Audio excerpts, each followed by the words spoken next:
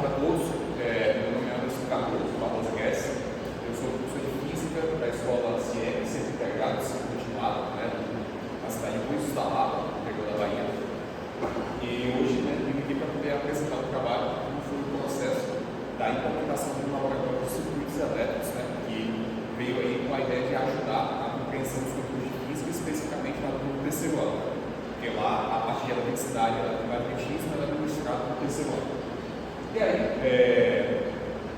criar laboratório de física é extremamente desafiador, porque acredito que de todas as disciplinas de ciência da natureza, física, química, biologia, indexando até a própria matemática, talvez essa parte de experimentos mais complicada seja a de física, pelo custo dos equipamentos. Então, lá na minha cidade tem uma faculdade de engenharia eletromecânica, ou seja, não é a faculdade de física, mas só o balanço patrimonial dos equipamentos de física que ultrapassam R$2 milhões. Claro que a escola ela precisa ter um nível de equipamentos de física quanto a faculdade, mas eu arriscaria dizer aí que para você pegar os treinos de cinemática, dinâmica, trabalho de energia, estática, hidrodinâmica, estática, termodinâmica, óptica, eletricidade, eletromagnetismo, eu chutaria que isso é um monte aí por meio de R$250 mil.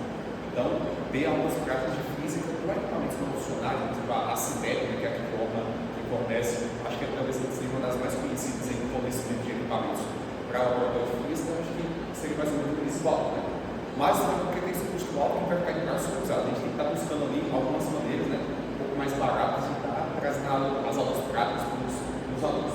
E aí, no final de 2023, eu fiz a proposta para a escola para a aquisição de alguns equipamentos que são suficientes para comprar todos os conteúdos de eletrodinâmica, começando ali da parte de corrente elétrica até chegar na parte de associação de geradores, associação, aí pega resistência séria, paralelo, início, curto-circuito, com a característica de sonômetro, não óptimo, está fazendo um monte de experimento.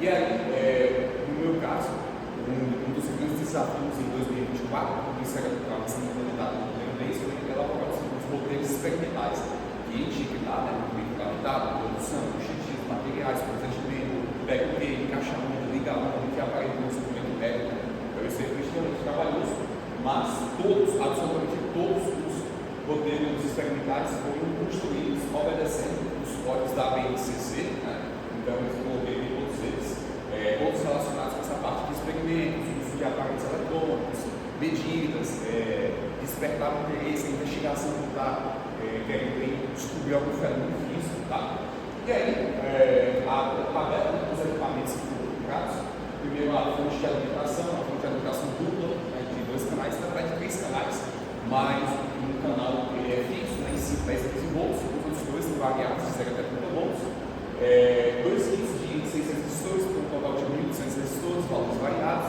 de 10 ohms até 1 mega, os juntas, os conectores, no caso aí, macho, fêmea, acho que tem mais ou menos uns 60 juntas, para fazer conexão à vontade, 5 multímetros, a função de amperina, contínuo, termômetro, e as protocolos, que são as próprias insights para os circuitos em si. Aqui na foto dos equipamentos, a fonte de alimentação, as protocolos, os resistores, os multímetros, os juntas, os LEDs também foram adquiridos, para os circuitos fundamentais. E a priori foram feitos inicialmente 5 experimentos, alguns desses experimentos gastaram em 5 aulas, então acho que de 15 a 20 aulas ao longo de 2024, foram feitas só aulas práticas. O primeiro, que era determinar a resistência nominal do resistor pelo código de luz, o segundo experimento, a verificação da primeira eletrônica, e o terceiro, quarto e quinto, na parte de associações. O terceiro, associação zero, o quarto, associação paralela, e o quinto, associação mista, já implementando também a parte de curto-circuito. E aí, na nossa imagem, os meninos fazem os experimentos, o experimento da verificação de um, já usando aqui a fonte de alimentação, os motivos, os divertidos. Aqui, já na parte de associação mista, já mexendo também com o circuito, novos potenciais iguais, uma forma do circuito que voltado à associação mista também, que segue paralelo. E aí, eu vou mostrar para vocês agora como foi a representação de cada um desses experimentos.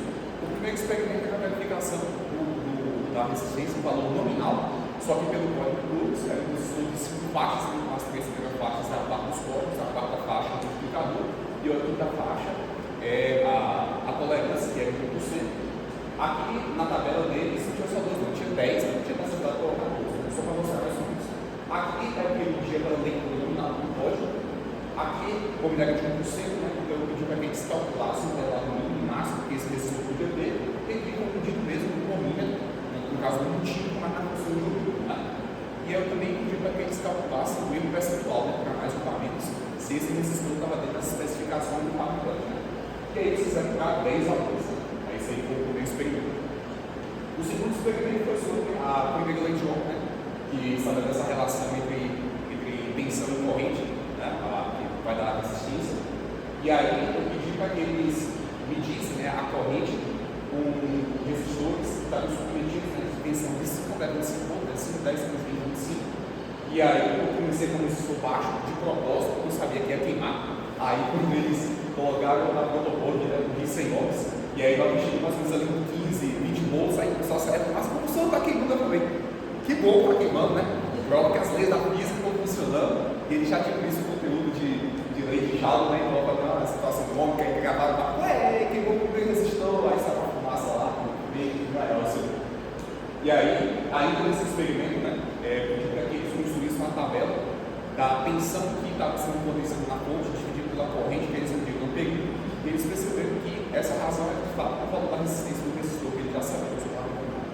Ainda nesse experimento, para que eles construíssem um gráfico de tensão em função de corrente, para eles perceberem que a declividade da reta, a tangente da reta, era numericamente equivalente ao valor do resistor. Então eles fizeram isso também e verificaram que os resistores eram ômicos, mas não eram. Como todos eram lineares, né? Obviamente todos eram resistores ômicos também. No terceiro experimento, aí já vem a parte de associação de série de resistores, que eu pedi para que eles montassem circuitos, né? 1, 2, 3, 4 resistores. Esse aqui é um pouco mais simples, e eles puderam comprovar na prática que quando eu tenho resistores associados em série, a resistência equivalente vai ser dada pela soma, simplesmente pela soma algébrica das resistências dos resistores associados. Aí, um exemplo, né? Eles fizeram acho que 3 ou 4 circuitos, mas eu coloquei um exemplo só, e aqui, né? A gente for somar os 4 valores, vai dar o 2.340. Isso aqui seria o nominal teórico, aqui porque eles mediram o domínio, né? E calcularam o erro percentual, tá? O quarto experimento já é sobre a associação paralela.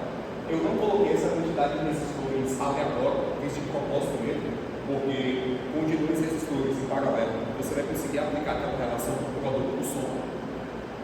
Com a de 3 resistores, ele vai ser obrigado a utilizar, né, o inverso do somatório, o inverso das resistências dos resistores associados. E o de 6 eu também fiz de propósito, porque quando a gente volta na protoboard, repare que nós só temos 5 linhas, então eu não consigo colocar 6 resistores em paralelo aqui. Então, para você adicionar o 6 resistor, você vai ter que fazer uma conexão de alguma dessa parte aqui, né, da protoboard com a de cima. Então, eu fiz isso de propósito para que eles ganhassem mais familiaridade com a protoboard, né, mais domínio do instrumento aí. Voltando, então. E aqui, né, as tabelas, no caso aí, com 2 resistores paralelos, 3 e 6, né, eles fizeram também, um exemplo aí dos cálculos que eles desenvolveram. E o quinto experimento já é a associação mista de resistores, né? Então tem série paralelo junto e também a parte do curto-circuito, né? Quando eu tenho potenciais em comum. Esse aqui é um dos exemplos, né, dos circuitos que eu vou dar. No caso aqui é a proposta.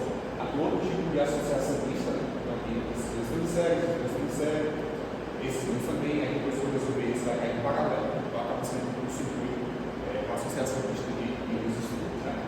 E assim como nos outros experimentos, eu também pedi para que eles construíssem a tabela, caso a pessoa coloque um exemplo, mas eles fizeram com 4 circuitos, e aí mediram o nominal, depois o mínimo, para saber se de fato estava pegando algo que eu determinei que é a resistência equivalente, para saber se estava ok. E a gente nota que todas as medidas que eles obtiveram, com variações principais, uma parte abaixo de 1%, nossa, inclusive depois eu até confeccionei um livro, né, com todos eles respondem diretamente, então eu peguei todos esses resistores, peguei uma papelaria que a gente vai com cada massa, mais ou menos dessa altura, que é para trazer na próxima vídeo. E para confirmar a eficiência desse método, eu peguei as notas dos alunos da turma de 2023, eu fiz um comparativo com a turma de 2024, aqui é a turma com laboratório, aqui é a turma sem laboratório, e a gente percebe aumentos significativos nas notas, e a terceira unidade é a unidade onde a gente já pega mais um pouquinho da parte de associação, então é um conhecimento absurdo, porque eles fizeram na prática, né? Então aqui uma comprovação sem discussões que desenvolver aulas práticas tem uma melhoria bastante significativa no aprendizado do exame. Tiver mais outras unidades também, mas essa terceira unidade aqui é a unidade que pega mais a parte de associações. Então isso aí foi muito significativo. E aí, a vantagem desse laboratório foi em torno de R$2.500, e aí existem outros roteiros que vocês desenvolveram, esses fazem também o de divisor de tensão, o de divisor de corrente, as análises de corrente de tensão em diversos ramos do circuito e a aplicação das leis de Dirichlet e a associação de geradores. Aí eu fecho. É um pouco complicado com o professor que não tem ninguém para me ajudar, não está confeccionando os modelos, mas acredito que até o final do ano consiga adicionar esses novos períodos aí para 2025. Tá? Então eu acredito que esse seja um valor acessível para as escolas, né, que contemplam praticamente aí, sei lá, 60%, 70% do conteúdo de física para o terceiro ano. Então acho que vale muito a pena investir lá no valor importante. E aí, destaco essa necessidade, né, de criar novos experimentos, novos modelos, né, como eu mencionei, que estão faltando na parte eletrodinâmica. E gostaria também de enfatizar a importância da presença do curso de engenharia elétrica na Federal da Universidade, porque todo o conhecimento que eu adquiri, desde a parte da proposta de equipamentos até a montagem dos roteiros e a orientação dos alunos, esse conhecimento que eu adquiri todo na Universidade da Faculdade de Engenharia, que faz parte. Então, a importância da presença da universidade na cidade. E aí, pessoal, espero que esse trabalho motive outros professores em outras escolas a estarem desenvolvendo, né? Não só na prova dos circuitos, mas em todos os temas de física. Espero que vocês tenham gostado e até o próximo. Obrigado.